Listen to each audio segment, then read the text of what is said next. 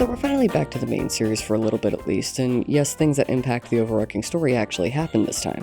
This issue marks a turning point in the comics, shifting from primarily cutesy episodic tales of messing with Robotnik to more serious storyline with actual plot advancement. Sonic, wake up, you're chomping on your sneakers. Oh, hell no, man. What the fuck? Maybe serious is a stretch. This story focuses on Sonic's roboticized Uncle Chuck regaining his free will and sentience to become an independent robot. A few folks might recognize this from the Sonic the Hedgehog cartoon series, though the events unfold quite differently than in the Sad AM episode that aired 2 years earlier. But hey, we'll roll with it. The use of exclamation marks in this issue is kind of over the top. I can't help but read nearly every line as if it's being yelled at me. You'll get him back, Sonic, someday. Sigh, I know Sal, but I still miss him and his killer chili dogs. It's honestly really distracting. So Robotnik is working on his trans-dimensional transporter, which according to a little editor's note is the device used by Robotnik to imprison Sally's father, King Acorn. Huh. Okay. I went back through some old issues looking for any mention of King Acorn and this whole interdimensional exile nonsense, but all I found was Sally mentioning that he disappeared, so I'm not quite sure where this whole trans-dimensional transporter situation came from. While testing the power lines on the machine, Robotnik accidentally sends himself into the void, which is, I guess, some kind of space between spaces situation. Snively seizes the moment to go full I am the captain now on Robotnik. Megatron has fallen!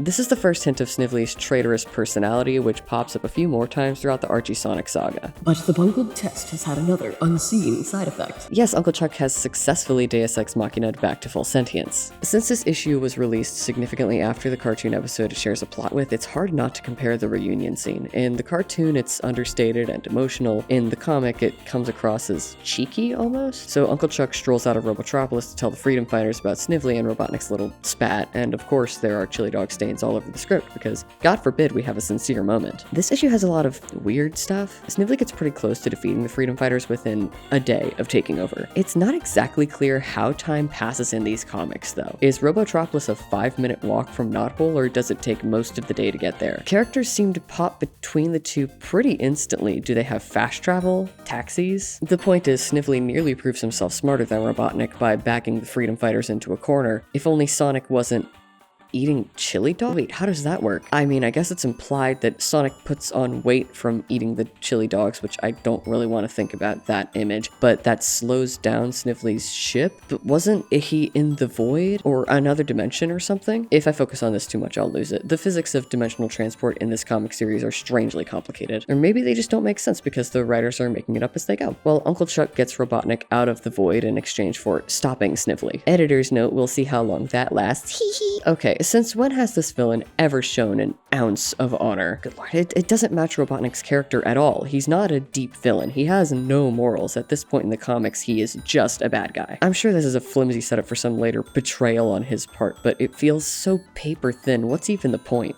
And why would Chuck care about Snively? What's his deal with Short King Starscream over here? Since this is a main series issue, we also get a dumb gag story at the end with everyone's favorite SSSSS squad member. You munched your last chili dog yesterday, Hedgehog! Or at least he's my favorite. A shame they couldn't think of anything interesting or funny to do with him.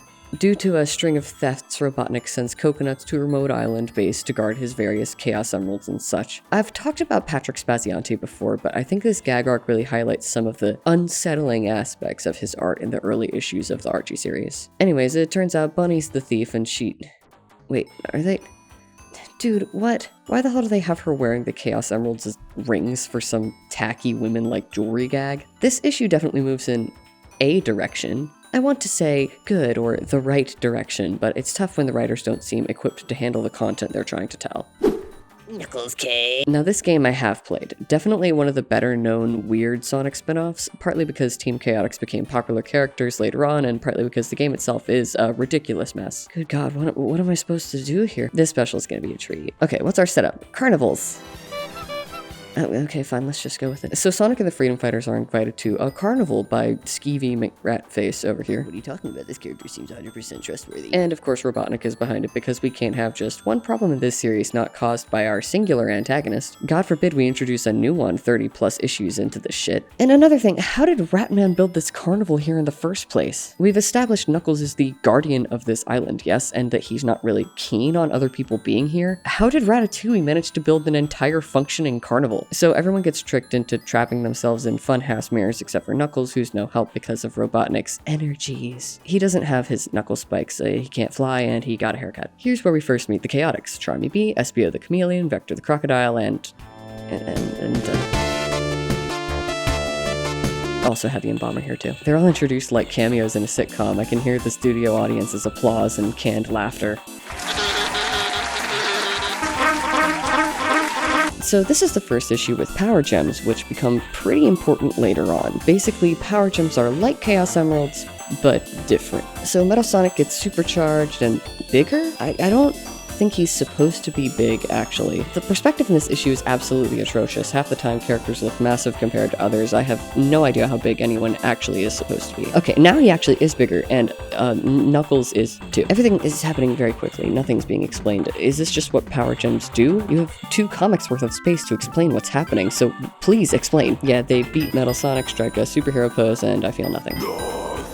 There's been no development for these guys and their friendship. The rest of the issue doesn't expand on that either. The next story is everyone playing hide and seek, and it's so pointless. The third story has everyone getting attacked, and something needs to be established here. Do the Chaotix live on Angel Island? I could accept them being there for the stupid carnival, but now they're just around. Knuckles is the guardian of Angel Island, so either they live on his island and he just never met them before, or they randomly decided to move in and he was just okay with it.